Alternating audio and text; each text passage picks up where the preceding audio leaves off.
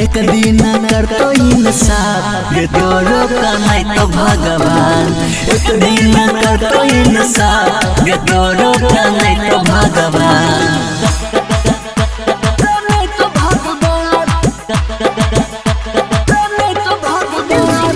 एक दिन करतो इंसाफ ये तोरो का नहीं तो भगवान।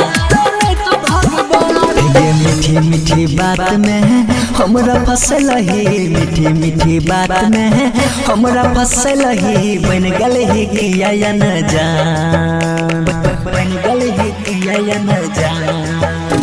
गे मीठी मीठी बात में हमरा फसल ही। बन गल ही किया या न जान।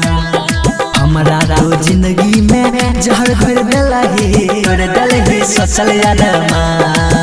बदल गल ही गे जान, बन गल ही बेईमान। एक दिन करतो इंसाफ ये तोरो का नहीं तो भगवान। एक दिन करतो इंसाफ ये तोरो का नहीं तो भगवान।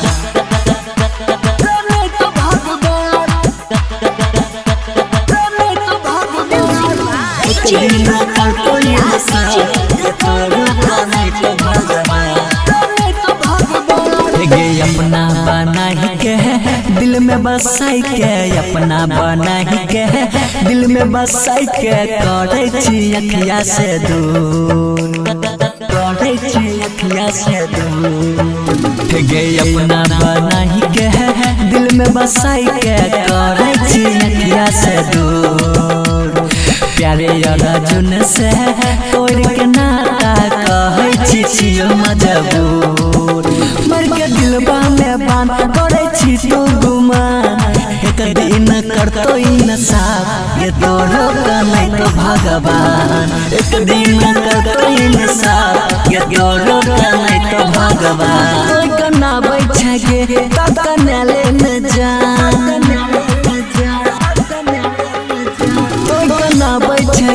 काका नेले न जान। एक दिन करतो इंसाफ ये तोरो का नहीं तो भगवान।